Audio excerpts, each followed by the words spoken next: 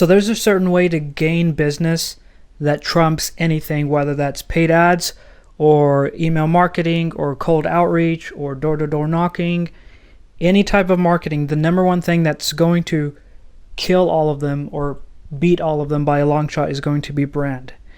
And what I mean by that is if you're selling a high ticket item, like let's say it's above $5,000 or around that ballpark, generally speaking, people have to see you about 7 times before they decide to trust you and buy. And if they have seen you several times online, the likelihood of them trusting you and or buying and or checking out your stuff goes way up. Now, if you're selling something that's a few $100 or less, then that doesn't apply as much. But the reason why I'm talking about this is because I just searched my name up in incognito mode. I searched my company and I just started being public and marketing a little bit, and I'm already ranked on the first page of Google, and my company pops up, at least locally.